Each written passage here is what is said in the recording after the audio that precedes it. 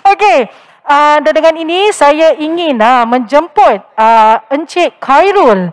Beliau menulis mengenai kewangan peribadi dan melabur di mana dia berkongsi dalam menavigasi kewangan kita sebagai seorang Muslim di Singapura moden. Beri tepukan untuk Cik Khairul kita.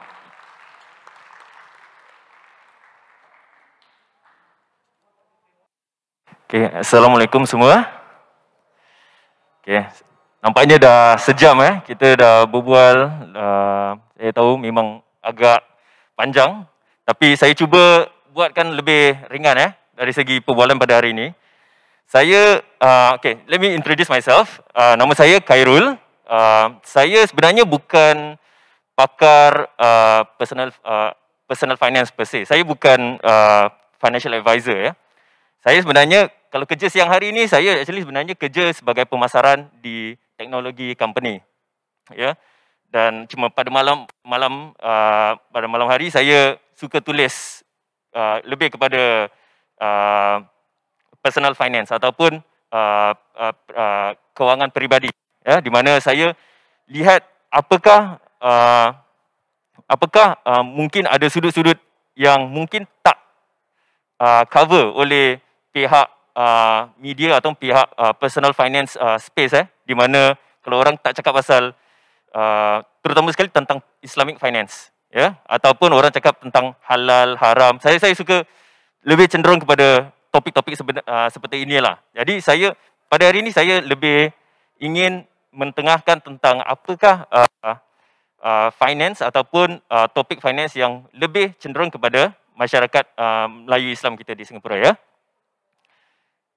Okay, ni adalah just gambar keluarga saya. Saya berusia 32 tahun tahun ini dengan dua cahaya mata. InsyaAllah pada bulan ini saya ada lagi satu, insyaAllah.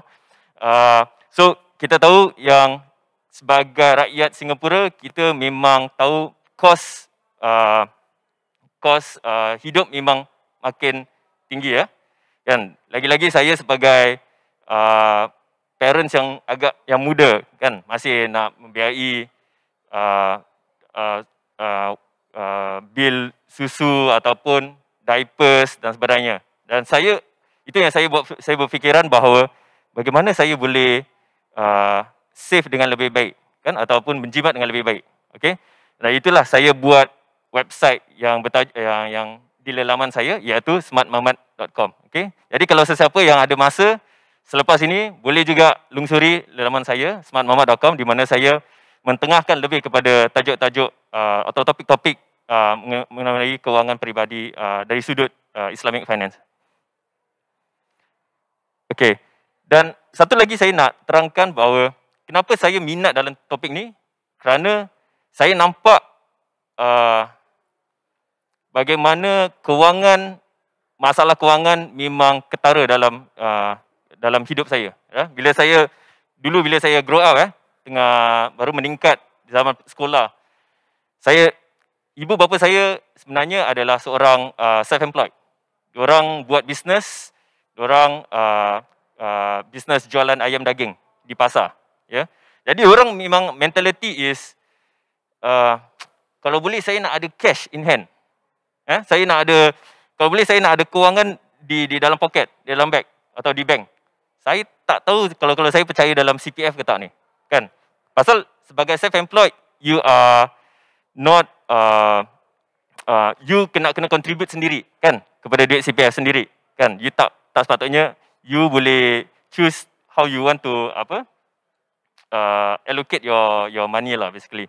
So kerana diorang bila saya grow up in that environment, saya melihat bagaimana mereka tidak mengambil peluang untuk grow their money dari sudut CPF. Pasal sekarang mereka dah dalam usia 55 dan 60 tahun. Di saat-saat ini sebenarnya di mana mereka sepatutnya dapat merasakan duit CPF dan duit persaraan mereka. Tapi at this moment diorang masih terpaksa kena bergantung pada duit seharian daripada bisnes, dan hopefully diorang dapat bersara dengan baik. Dan tentu sekali saya sebagai anak pun saya cuba untuk menolong mereka dari segi kewangan dan juga memberikan mereka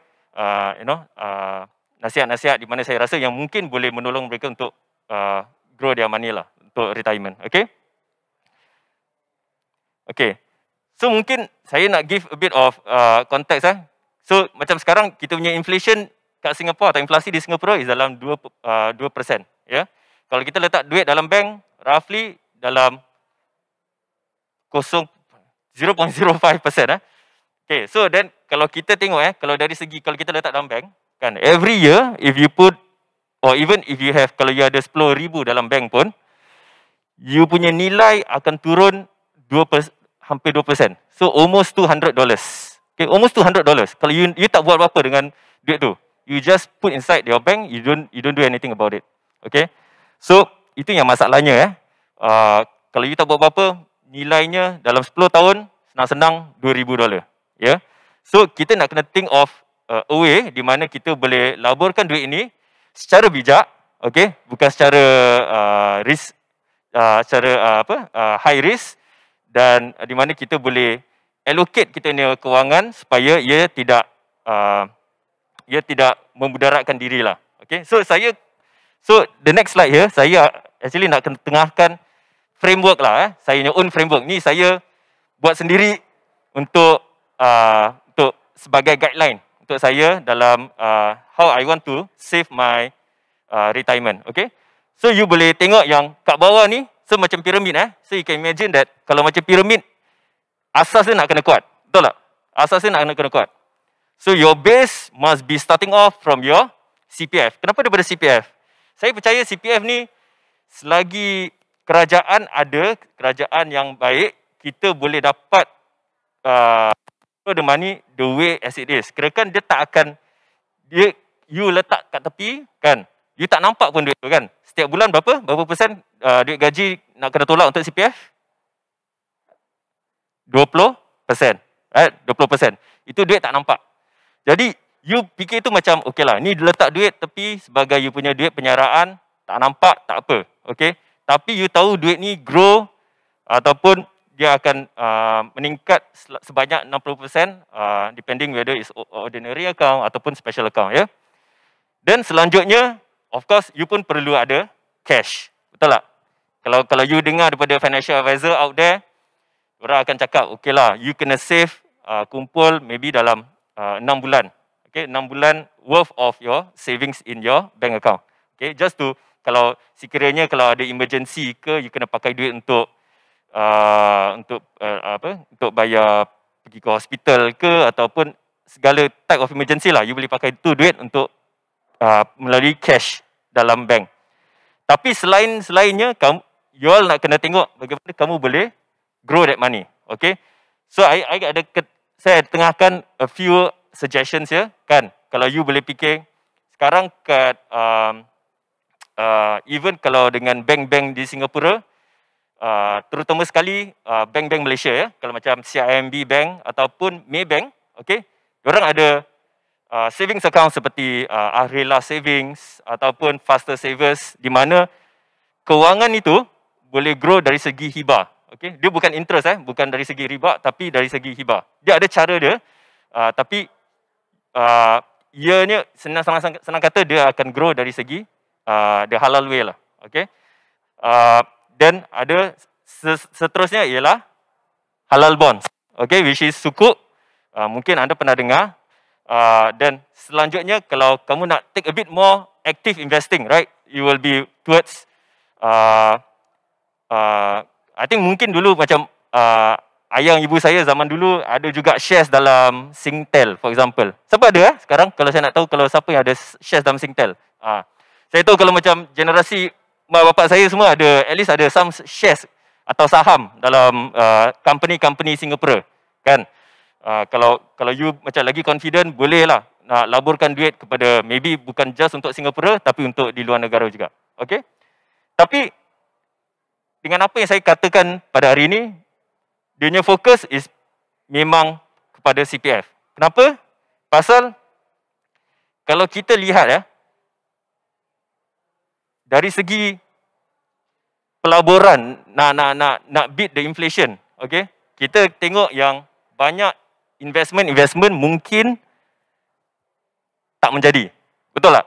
Kan? Ada kita punya investment, ada yang ambil risiko yang tinggi, mungkin nak lebih kepada buat business, betul tak? Ataupun nak letak dalam, tak tahulah, maybe scheme investment yang lain. Tapi kita tak tahu berapa what's the dia punya quality dia. Kadang-kadang kita pun tak buat kita punya research. In the end, kita punya pelaburan pun lungkup. Atau business pun lungkup juga. Okay? Jadi kita kena fikir di mana, kalaulah ni semua lungkup lah, worst case scenario. Busuk-busuk lah kan orang cakap kan. At least kita ada CPF. So you kena fikir yang CPF ni macam ibarat you punya jaring keselamatan yang terakhir. Your last safety net. Okay? Kalau investment tak menjadi, you punya business tak menjadi, kalau apa-apa benda semua tak menjadi, at least lah kan. Worst to worst, bila you capai 55 tahun atau 65 tahun, you ada juga duit CPF untuk menyara persaraan anda. Ya? Okey. Saya nak elaborate sikit, terangkan sikit tentang kenapa saya percaya CPF memang important dari segi your last safety net untuk penyaraan. Okey? Okey. Contohnya pada usia 55 tahun, kan, sekarang kamu mungkin anda semua ada dalam 10,000 lah. Saya letak maybe for a start, you all ada 10,000 dalam bank. Okay. Dan pada hari ini, you all decide to, okay, MRS memang baik lah. Okay. You letak 600, government pun, kerajaan pun letak 600. Betul? Jadi tahun pertama, you dapat 1,200. Betul? Tahun kedua, you all letak lagi 600, government letak 600. Lagi 1,200. Sampai 5 tahun. Betul? Jadi by the end of the 5 years, okay, akhir 5 tahun, you all ada berapa? 16,000 lah. Betul? 16,000. Tapi you punya contribution sebenarnya 3,000 je. 3,000 dengan 10,000, which is 13,000. Okay? Tapi by the end of the 5th year, okay, by the end of the 5th year, akhir 5 tahun, okay, contohnya 55, sekarang you dah 60 tahun. You punya interest, or in fact, you punya hibah yang dapat daripada government sebenarnya bukan 13,000 je. Kerana dia punya compounding, right? Dia punya compounding hibah yang you dapat sebenarnya up to berapa? 6% ya. So, you can go up all the way to about 20,000. Okay? Selanjutnya, kalau you all, okay, for the next 5 years, you all tak contribute, okay? Kerana okay lah, tak kerja lah, tak apalah, just let it grow. Mungkin anak-anak mungkin ada sumbang, maybe you all pun ada passive income yang lain, ataupun you all maybe ada kerja Grab ke, yang maybe tak perlu sumbang kepada CPF sangat, okay? Even for the next 5 years, daripada usia 60 sampai 65 tahun, you all masih contribute, so far baru masih 13,000 tak ubah tak contribute apa-apa tapi duit you masih naik lagi. Berapa? 26,900. Ya? Ya. Pada usia tu, of course, you all boleh withdraw lah, kan? CPF Life. That's what you all can do. Tapi let's say, you all boleh hold lagi lah. Let's say, memang tak pakai duit tu. Yang you all, okay lah, ketepikan, tak pegang pun, tak nak tengok pun. Cakap, tak apa, let it grow. Sampai usia 70 tahun, you all boleh dapat masih dalam lingkungan 35,000. You boleh hold sampai 75 tahun, of course boleh hold sampai 48,000. Jadi you can see, the idea is that compounding ni, okay, bab pepatah Albert Einstein, kan? Semua pernah dengar Albert Einstein, kan? Albert Einstein dia cakap, compounding is the 8th wonder of the world. Okay? Kerana kalau you tak buat apa-apa pun, okay, duit tu tetap akan grow. Okay? And duit tu grow, maybe during the start dia lambat. Okay? Tapi kalau you hold lagi lama, 10 tahun, 15 tahun, 20 tahun, 30 tahun, dia punya naik dia makin cepat. Makin cepat. Ya? Ya, jadi that's the beauty of compounding. Ya, kalau you boleh hold lagi lama, makin steep lah dia punya naik dia. Makin steep dia naik dia. Okay? Faham Faham semua? Okey. Seterusnya saya nak terangkan sedikit tentang halal, tentang halalness of the CPF lah. Okey, kenapa saya letak ni slide? Pasal kadang-kadang saya dapat soalan juga daripada ayah saya, daripada pakcik-makcik saya cakap, Kai, ayah tak confident lah kerana duit CPF pakai interest. Betul ke ni? Kalau ayah nak letak duit macam makan riba gitu kan. Tapi saya buat research, saya email MUIS directly Saya call MUIS directly. Saya tanya, adakah kita ada fatwa-fatwa pada hari ini yang mengatakan CPF ni actually halal? Okay. So memang ada fatwa yang diluluskan pada 2003 di mana komiti fatwa yang mengatakan jawatankuasa memutuskan bahawa bunga daripada CPF itu bukan riba dan ia bukan keuntungan daripada transaksi pinjaman, hutang ataupun gadai. Sebaliknya ia adalah pemberian tanpa syarat. Kirakan dia sebagai hadiah. Hadiah ataupun hibah. So ini adalah keputusan daripada MUIS, daripada fatwa komiti MUIS. Jadi kalau you all rasa macam, alamak, ada juga golongan orang cakap, saya pun tak confident lah dengan MUIS. Mungkin saya, apa cara lain yang saya boleh buat? Ni cadangan saya, kalau masih tak confident juga, you boleh bayar zakat. Bayar zakat di mana daripada usia 55 tahun, you dapat duit lump sum. Betul tak? Kan? Usia 55, you dapat, let's say you dapat 10,000 lah. 10,000 ni memang diwajibkan untuk bayar zakat. Memang diwajibkan. 2.5%. 2.5%. Itu memang bayar. Tapi by the time you all reach usia 65 tahun, 65, you dapat CPF Life kan? Dapat bulanan.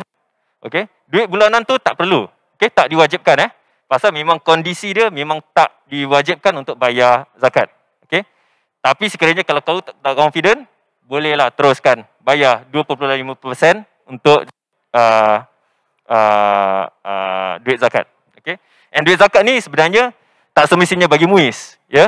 Kalau you nak bagi duit 25% ni kepada masjid ke, ataupun you nak bagi kepada sahabat handai ataupun keluarga yang memerlukan duit ini, pun boleh juga. Kalau orang yang memerlukan, teruskanlah. Boleh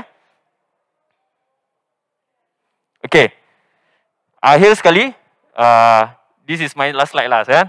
So by the way, 3 take away. Kalau let's say tadi, kalau sesiapa tertidur tadi dengar presentation saya, I hope ada tiga pembelajaran atau 3 pengsian yang saya harap anda dapat take away from today. Satu, think about it as CPF adalah satu jaring keselamatan bagi kewangan kita. Think about it as the last safety net. Worst to worst, CPF ada. Kalau kita punya pelaburan tak menjadi, at least CPF ada. Nombor 2, compounding. Compounding adalah kunci untuk mempercepatkan pertumbuhan kewangan kita. Daripada mula mungkin tak rasa sangat, tapi kalau kita dapat hold, makin laju untuk increase dia punya pertumbuhan kewangan kita. Dan last but not least, akhir sekali, CPF adalah hibah ataupun hadiah ataupun pemberian tanpa syarat, daripada kerajaan. Dan oleh itu, terima kasih. Sekian. Kalau ada sebarang persoalan, boleh saya open up to the floor kalau sesiapa nak tanya soalan. Itu nama saya, Khairul Zaini. Itulah laman saya, www.smartmamat.com. Kalau sesiapa ingin reach out to me atau nak tanya soalan atau sebaliknya, feel free to do so lah. Terima kasih. Terima kasih Encik Khairul. Ada persoalan untuk Encik Khairul kita? Ada tak? Ada sesiapa yang ingin bertanya tentang apa yang telah diterangkan oleh Encik Khairul sebentar tadi? Ada? Saya rasa semua malu sebenarnya ni, ke ataupun penat agaknya. Penat. Saya memang tadi topik yang agak interesting, kerana saya tahu ini topik yang selalu orang bertanya tentang wang yang apa ni, wang riba lah, you know. So saya rasa itu adalah penjelasan yang baik yang telah dijelaskan oleh Encik Khairul. Kalau sekiranya anda ingin lebih tahu atau ingin bertanyakan dengan beliau, ada sesiapa di sini. Kalau tidak, tak apa. Mungkin Encik Khairul akan ada nanti di belakang. Anda boleh saja berjumpa dengan beliau dan bertanyakan apa-apa saja pertanyaan yang ada yang di dalam minda anda. Boleh? Boleh ya? Okey, terima kasih Encik Khairul. Terima kasih. Okey, saya rasa semua nampak penat Ya Allah, saya faham sangat duduk Ada sampai mengantuk, Masya Allah.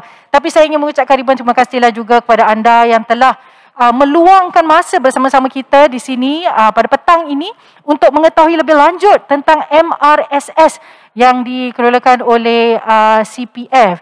Jadi saya harap dengan penjelasan-penjelasan daripada mereka, anda lebih memahami apa yang cuba diterangkan oleh mereka tentang MRSS.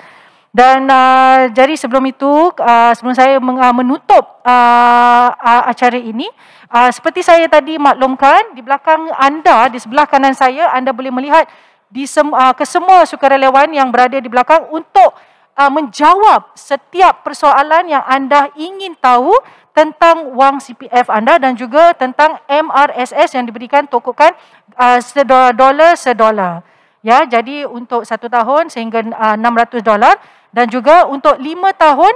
Jadi anda ingin mengetahui lebih lanjut, jangan malu, jangan segan, kerana ini adalah wang anda.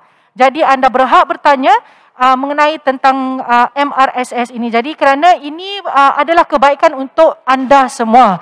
Dan juga sebelum akhir acara ini, saya ingin mengucapkan ribuan terima kasih kepada POSB Sukarelawan kerana meluangkan masa ke acara ini. Mereka ada di belakang, berikan tepukan kepada POSB Sukarelawan. Jadi kepada anda yang tidak mempunyai POSB, DBS ataupun PELA, anda boleh ke booth mereka di belakang untuk pertanyaan, mendapat bantuan tentang online ini. Jadi dengan ini saya Diana daripada Akar Umbi MAC Woodlands ingin mengucapkan ribuan terima kasih kerana anda telah datang untuk berjumpa dengan kami untuk mengetahui lebih lanjut tentang MRSS. Dan dengan ini anda bolehlah berjumpa dengan sukarelawan kami yang berada di belakang tentang wang tokokan anda. Sekian, terima kasih. Assalamualaikum.